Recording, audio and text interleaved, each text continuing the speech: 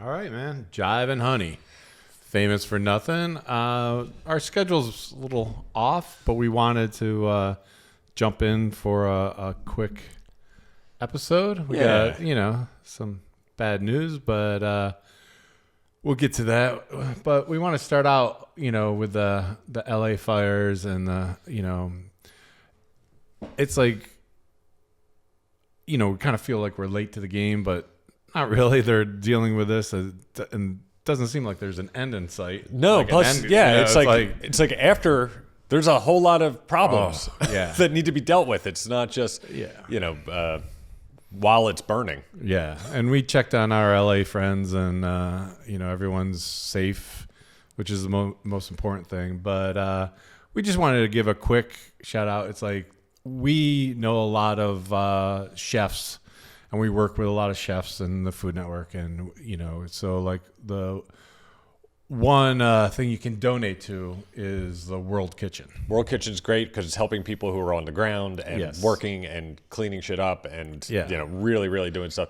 The other one is, I think it's Baby to Baby because, there's a lot of people that don't have diapers. Oh, wow. And, cribs and, you have a newborn, you can't just throw them in a box. It's, there's a lot of stuff that's needed, and they do a great job with that. So those are two places you can go to that are not and we'll the put Red up Cross, the information.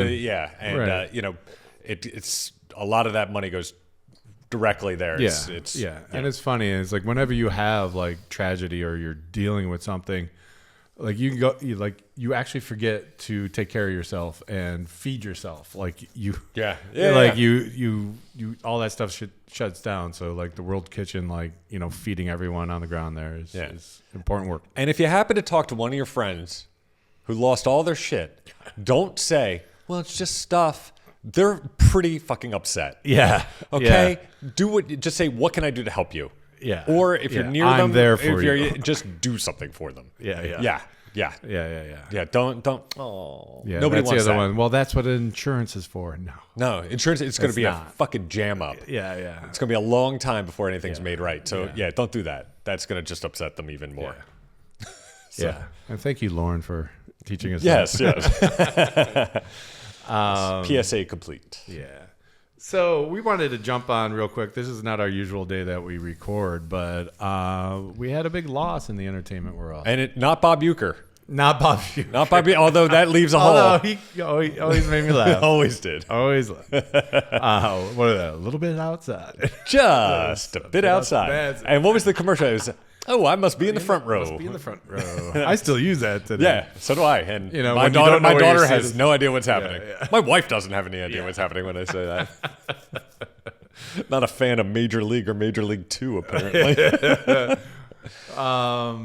But I mean, I know you're a diehard, and he's one of your heroes, if there are such things. But David Lynch. I realized I'm wearing this T-shirt from the Bang Bang Bar, which was the Roadhouse in Twin Peaks. I actually have more David Lynch related T-shirts than any one band. That's awesome. I have like 3 David Lynch T-shirts or whatever it is. I don't know what other band I have even 2 shirts of, but that's that is funny. I realized that this morning. Yeah, it's there's the family put out a statement yesterday, which I just take the last 2 lines of it here. There's a big hole in the world right now that he's no longer with us. But as David would say, keep your eye on the donut, not on the hole. It's a beautiful day with golden sunshine and blue skies all the way. So it's, that's good shit. Yeah, man. I mean, it was, people always think, especially people who don't really, who only seen, some of his work, I think, they don't realize that he was this super positive, really light, and airy kind of guy who described himself as an Eagle Scout from Missoula, Montana. And Mel Brooks, it was either Mel Brooks or his producing partner said when they met David Lynch, they went, "It's Jimmy Stewart from Mars." That's perfect. It's kind of perfect. It's like, he just had that funny voice and it's like, I know you know a lot more than I do. But that's the one story that I heard that I could not believe is Mel Brooks, of all people, was one of the producers on Elephant Man. Yeah. And when they were going to find a director to direct, he's like, you got to meet this kid. He did this movie called Eraserhead, and I think it's brilliant. And we need to meet him. And this is Mel Brooks. Mel Brooks. But you know what? Mel Brooks, it's really funny. Actually, Mel Brooks didn't put his name on that movie because he didn't want it to people to think it's a Mel Brooks movie. Right. It's not funny. It's not particularly funny. And it really, I mean, talk about what a strange angel to have at the beginning of your career. You know, not that he was super duper young. I mean, I think he was in his 30s, but it set him on the path to he got nominated for an Academy Award for The Elephant Man. And it's it's such a bizarre career. And like I was looking through, IMDb, and it's just like so much so early. And then he just did kind of what he wanted, and he ended his life doing a ton of shorts. He did a bunch of shorts, and I think the last film he did was Inland Empire, which was he totally shot it, and it was all on mini DV, and it was really it's very experimental. He doesn't consider it his most experimental, but it probably was because he had no script and he was shooting it on digital video when that really wasn't even acceptable. But he kind of, I think after Dune, because it was so horrible the way it was received and the edit and everything, that he was sort of reborn. I mean, thank God for Dino De Laurentiis having enough faith in him to, after Dune failed, give him money to do Blue Velvet. And, he was reborn after that. And it really, that's when he sort of got his, this Americana and worlds that I create, not someone else's world. Right. And, and that's when he really started doing that. Yeah, which is brilliant. Which was his bread and butter. I mean, that's where he was. And it was kind of just touching the surface and realizing there's something horrible right beneath it. I mean, I think that's a good description of his most successful films were in that vein. And thinking about it, and one, I was talking with my wife about it last night, and she was like, she saw Blue Velvet when she was 15 years old. Not appropriate. Not appropriate. But that is upsetting. I like to think that, that gave just enough bent to her childhood to kind of accept me. That's why. That's why, Just that little seed of David Lynch at 15 let her be open to this experience. She's like, now get out of my closet and marry me. Oh shit! But then I'm also trying to think. It's there's no one to compare him to. There's no one like David Lynch. There's no one doing movies like his. It's just no. I mean, maybe you could say the closest thing would be a David Cronenberg or something. But just because it was so wholly original. Because I think when people try to do a Lynchian thing, you just go, well, it's just you're just ripping off David Lynch. And you never, I mean, the dude made a G-rated movie for Disney and got nominated for an Academy Award for it. I mean, it's, that was, and that's why he says that's his most experimental film, I think, with The Straight Story. Which, I like that movie, and I think everything with Richard Farnsworth, I think that story is so tragic with him. Getting nominated for an Academy Award, which he was literally the guy that was happy to be there, and then he was terminally ill and he killed himself 5 weeks later, and it was whoa, oof, yeah. But I feel like Richard Farnsworth might have been in The Wizard of Oz or something. He was in something really, really old. Oh, wow. He was one of those old school Hollywood guys that David Lynch always kind of cast them, or these like kind of And of course, David Lynch knew about him. And, yeah, of course that would be somebody he yeah, loved. Yeah. You know, it's such a strange story. Yeah. Yeah. You know, it's funny. We have a friend, I'll tell you off air, who several years in a row he said he would dress up as Willem Dafoe's character from Wild at Heart for Halloween. And just go up and whisper into people's ears. And he's like, yeah, you know what? I did that like 3 or 4 years in a row. He goes, and I had the strangest sex with strangers every Halloween when I wore that costume. Yeah. And I'm like, you would have to. Yeah. That is way too weird. Well, that's the most disturbing part is that Laura Dern's character, you know, it got her going, man. Yeah, It's just yeah. like, and that's just your worst fear as a boyfriend to anyone is just having that fucking really super intense, fucked up dude that you think, oh yeah, my girlfriend would have nothing to do with that. Nothing to do with it. Oh yeah. Oh no. Oof, man. It yeah. taps into the deep, Yeah. dark. Yeah, don't care for that at my all. God. That's one of the greatest, most terrifying things he ever put on film. Might have been that scene. Oh yeah, he would, you know, he always doing close-ups and different, you know, angles and stuff. But that close-up of William Dafoe's mouth as he's like whispering the nasty. Yeah, it's like shit. you know, it's just like they held on to one shot for so long, only to cut away for his teeth. And Yeah. it's like Yeah. oh man.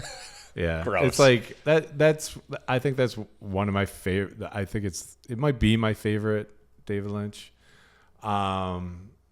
just because of the ending and like what's the one? Am I blanking on his name?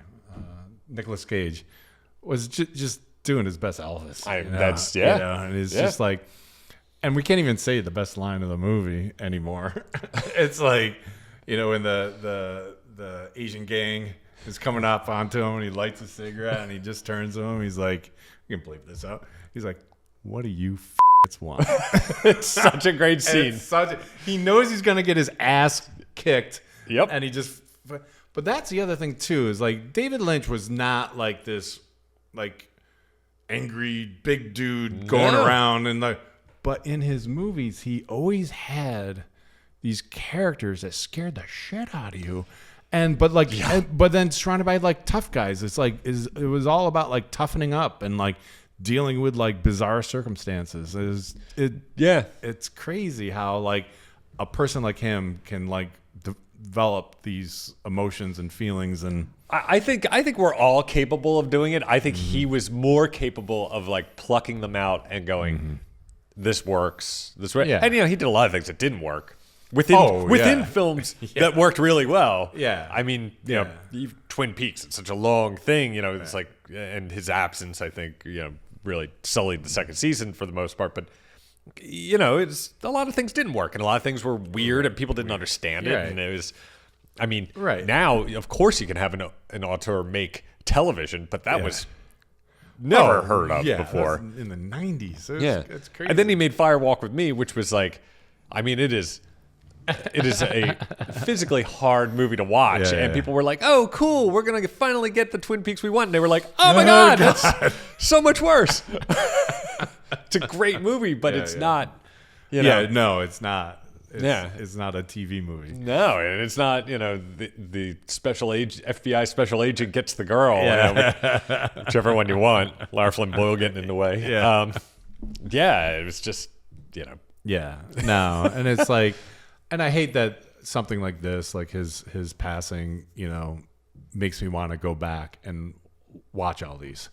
And because it's like some of them I haven't in a long time, like Lost Highway. It's just like it's just hard to watch. Who's the dude that? The saxophone. Robert Blake. Robert Blake was so fucking disturbing. I mean, honestly, that character and that first scene with him may be the scariest scene I've ever seen in a movie. But it's also why I haven't like gone, I'm going to just go watch Lost Highway again. Like, I don't know, I got to be in a certain place. You know, Robert Blake showed up to set having shaved his eyebrows and putting that white makeup on his head. All right. Well, after the fact and what you know, everything about Robert Blake, that's par for You're course. like, I don't know why we were surprised by this.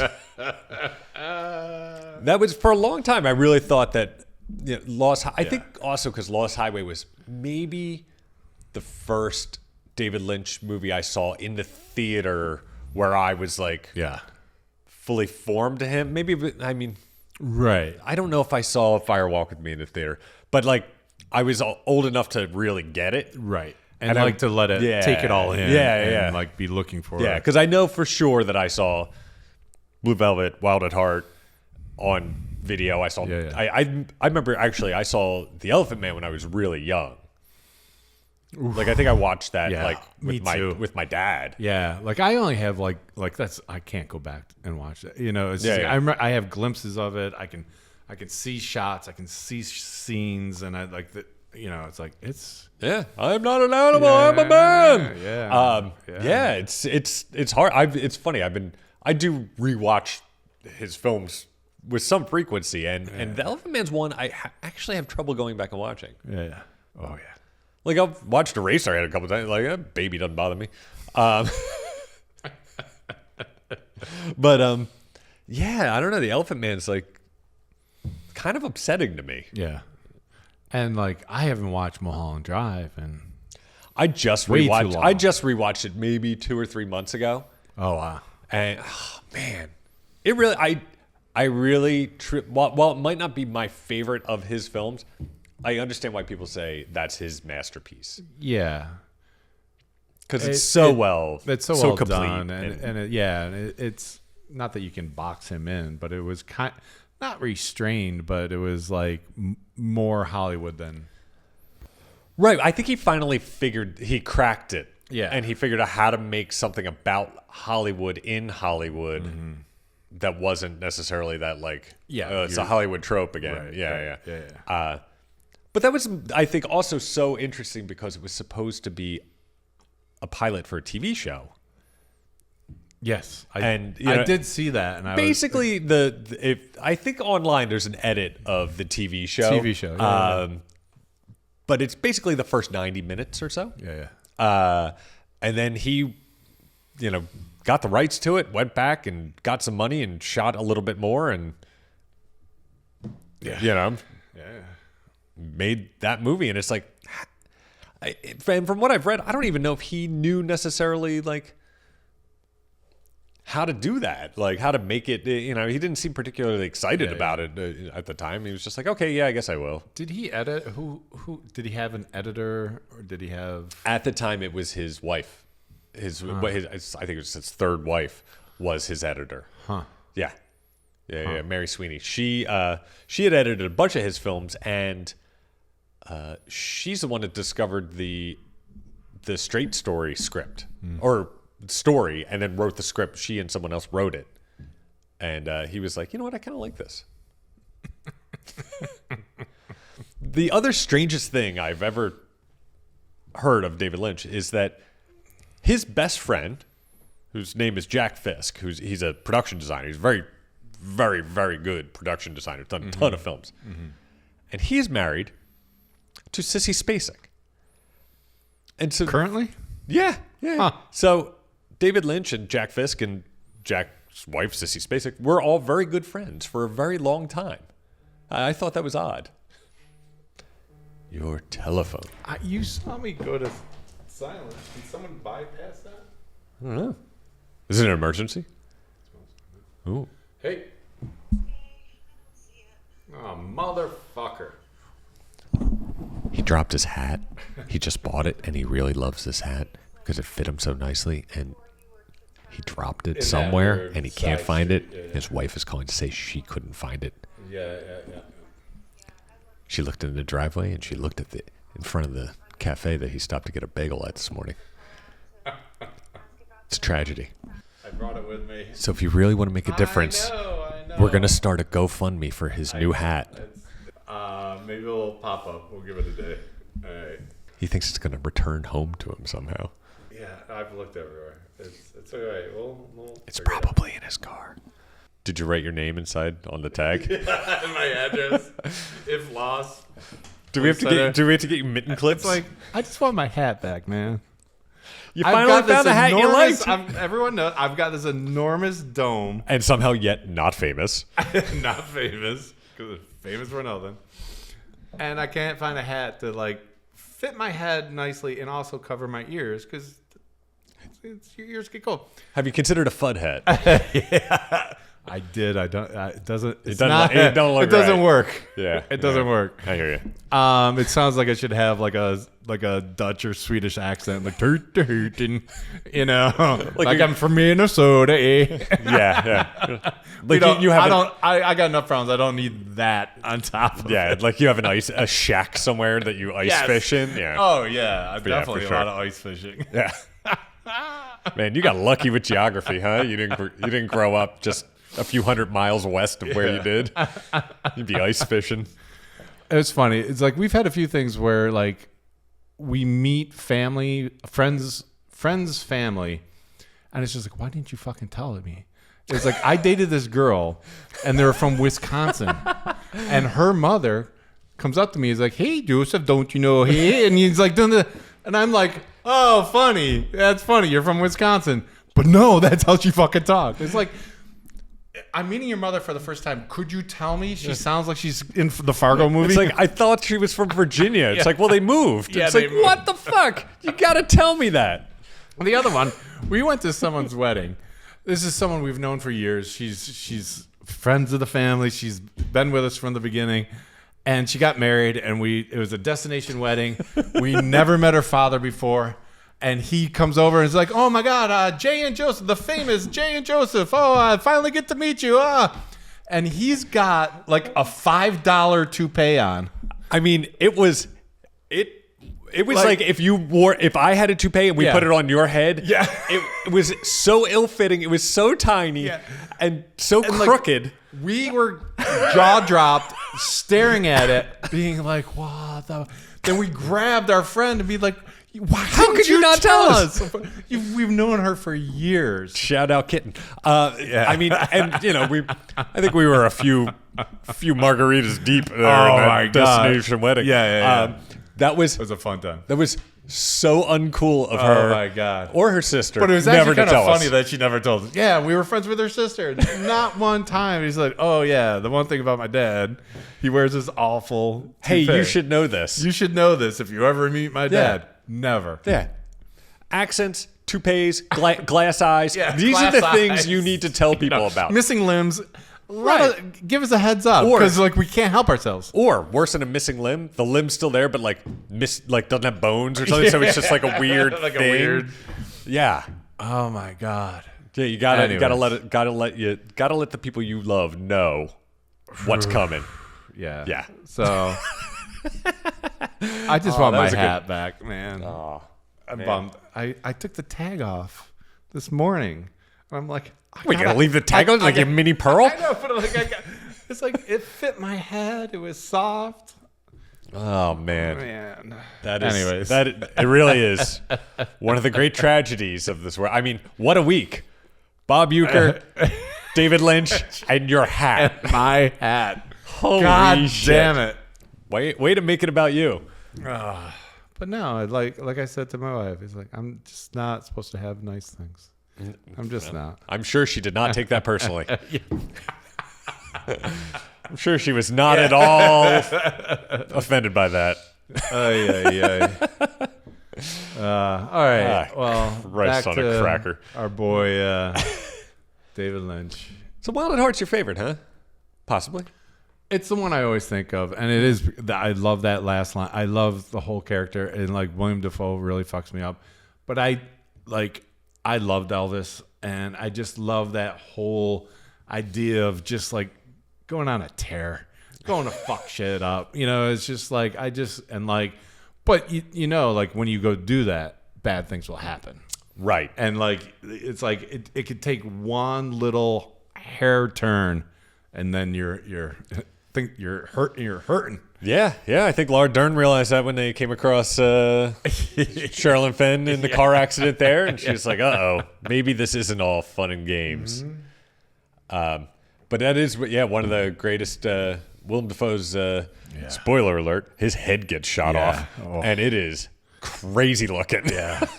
Yeah. It's like, yeah, that's the one I recall the most. Yeah. David Lynch always had this history of like kind of not caring what effects looked like in his movie. Yeah. And they were all, pretty lo-fi or practical and kind of cool in that sense. And he really did some really interesting things that practically.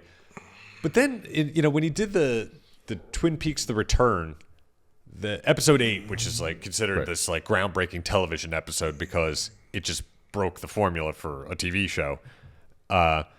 It has the atomic bomb exploding, and it's one of the most beautiful effect shots I've ever seen, and it's really, really long. It's like 8 minutes long or something, and it's just this mushroom cloud, and it's and it was like, man, it was almost worth him doing all those cheesy effects to then do something this beautiful, and you go, is that real? Or is that computer generated? Because I can't really tell. Yeah. It was really Especially great. coming from him. Yeah. Makes you even question it even more. Right. You're like, could go either way.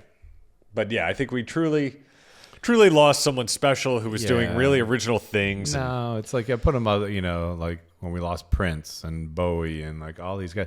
It's like they're one of a kind, never to be replaced, never to be duplicated, and they're not here anymore. They're gone from this earth. And it sucks. And the earth is filled with a bunch of douchebag assholes that still get to walk the planet. And it annoys the shit out of me. It really does. And it's, hold on, I do want to read. My wife had sent me this article yesterday. And the thing too, which is fucking nuts, and you told me, and then I read it yesterday, is if your child is smoking, please try to get him to cut back at least. Yeah. But David Lynch started smoking at 8 years old. Yeah, it was 8 or 9. But like article I saw was 8. Yeah, Missoula, Montana. I guess there wasn't a lot to do in the 50s, but 8 years old. Imagine your daughter's been smoking for 2 years. That's like those are my Marlboros, I mean, she like, we don't let her like use a lot of things in the kitchen. Refined sugar. I mean, she's never had a hot dog. And David Lynch is fucking lighting them up. He was already smoking. Yeah, Jesus Christ. There was an article in the Guardian yesterday, and the title of it was, "I knew one day I'd have to watch powerful men burn the world down. I just didn't expect them to be such losers." And it's an article on agreed.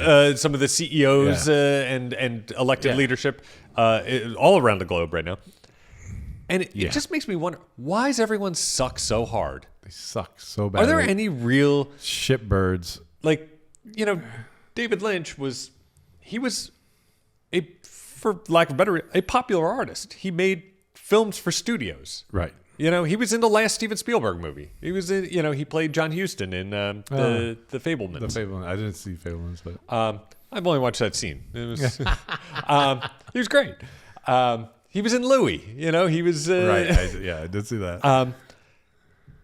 Prince, popular music. He ruled the charts. David Bowie was, like 5 different ways did it. Yeah, he was an androgynous space pirate. Yeah, and then was a smooth soul singer in a suit. Yeah. Are there any artists left? I think so. It's like it's a new generation. I think there are. I think even like in her own like I only wear comfortable clothes, Billie Eilish. Yeah, but like like different thinking. Like you don't have to do it a certain way. Type of person. I see that in her, and I think there's a few things. It's like, I don't know. I'm sure if we thought about it, we could come up with a few. Yeah, I'm sure. Talk to someone under 30. But there is a difference between like super talented and someone who's like an amazing artist. I think it's all tainted by the internet. Now it's just like you just get bombarded with people doing all sorts of stuff, and some of it's good and some of it's horrible. Back then, like when Prince is playing clubs in Minneapolis in the 70s. Like, there's no way to do it other than be fucking awesome. It's true. I mean, you got to stand out of the crowd from like some dude in a mall. Maybe you catch him on MTV. It's like to go out and buy his album. Yeah. You need to. Yeah, to get yourself in front of people was much. I mean, now with the internet, Yeah. anybody can be in front of anyone. Yeah. Present company not accepted. Here we are. It's This cream will rise to the top. yes, I'm sure. Yeah, but it's really it is hard to say like who is wholly original. Yeah. And uncompromising. Right. And, you know. And everyone but that's what I think. Like everyone borrows from someone. Like even Prince, it was like James Brown and Little Richard. Yeah, and, well, like soul music and and it's like everyone bites off, but like you can't bite off David Lynch. It's like what's his name, Pretty Boy there did that tribute film. Oh, Ryan Gosling. Oh, I watched that. Yeah. It was, I really it was liked solid. it. Yeah, but he came out and said, "I'm making a movie because David Lynch is my favorite, right? Yeah, artist." And I am doing it as an homage to him. So he wasn't like saying, "Oh, I'm the new David Lynch." He was saying, "I'm doing a David Lynch film." Yeah. And he did a lot right. He kept it simple. Oh, yeah. It looked amazing. Dialogue was sharp. It was odd enough. Enough, and it was I thought he did a great job. Yeah. I mean, it was more traditionally satisfying that you understood everything and kind of went, yeah, it's okay. Right. I'll believe that this exists. And I don't think like a dude, I always forget his name or can't pronounce his name, is beautiful. Poor Things. Oh yeah. But like, he should come out and say, "I owe my career to David Lynch." I mean, yeah. It's like to let the populace like be able to take in some really odd shit. Yeah. I mean, like, do people see his movies? Like a lot of people, or no, not really, right? Well, Poor Things did. Poor Things did. blew The Favorite did pretty well, I think. Yeah. Yeah, Kinds of Kindness doesn't look like it's, and I know The Lobster didn't do much. I saw Lobster in the theater. It was so bizarre. But I enjoyed it. Like, yeah, I think with all his movies, it's like there's things I don't like about it, but it doesn't stop me from enjoying them. Right? Yeah. No. I understand. Yeah. I get that. Yeah. But he's breaking the rules and he's a surrealist, and it's But I think you need someone like a David Lynch to come along to kind of get people used to the non-traditional, so that when someone like he comes along, and starts serving up some of these non-traditional movies, the barrier's already broken. Yeah. I mean, by the same account, I think that someone like David Fincher owes like a lot to, and you're not going to be able to make something as grotesque as Seven if Blue Velvet had been made. Right. Something like purely psychologically disturbing. Yeah. To have characters that you really, scare the shit that they're in this world. Exactly. Yes. Yeah. No, man. It's like, so it's our little tribute farewell and hats off. Yeah, watch some David Lynch movies if you have some, check them out. If you go deep, please. You should look at his artwork. Like he did there was a French press, printing press that he did these lithographs with. That he'd go in and he'd just print there and they're awesome. They're just a lot of pen and ink and a lot of charcoal stuff, and it's really really cool stuff. He had a very prolific career as a painter. He made some very weird music. He made a really great record this year with this girl named Christabel, I think. It was a good record. She has a pretty voice, and sounds like it's from the past. Yeah, and he always tied in music with everything he did. Yeah, so he had great taste in music, and Angelo Badalamenti, doing all the scores for him. It's great stuff. It worked. Yeah. So watch some stuff. It ain't all going to be your cup of tea, but but it's worth watching. Yeah. And things don't have to be cookie cutter. No. Yeah. And it's finally, I think, what was the lady in the radiator in Eraserhead? She's her song, I think, was "In Heaven Everything Is Perfect." Is that I think that might have been the line. I think that was the only line of the song. And I guess now it is. Yeah. So, Yeah. Thanks, David Lynch. Yeah. Appreciate everything you did. R.I.P. So, yep. So, anyway, don't forget. Man, it feels shitty to shill after asking people to donate money and I know. talk about David Lynch being dead. I know, but it's just like we like to think that we're a little bit unconventional, like as podcasts go. And it's like we hope to find an audience. So it's like the only way we can do it is with your help. So please rate, review, subscribe, leave us a comment. That always helps everything. Tell a friend. Tell somebody. Tell a lot of people. Yeah. That would be the best. If anyone knows anyone remotely famous or famous adjacent, let us know. We want to start getting guests. So. Or interesting enough to speak to. Yeah, definitely. I mean, other people with other podcasts, people with YouTube channels. It's, I think there's... We want to bring other people in. Yeah, we want to... Widen our world a bit. Have a different opinion on here once in a while. Yeah. Ranting about my lost hat. Yeah, can't all be lost hats. Yeah. All right, well, let's go try to find that.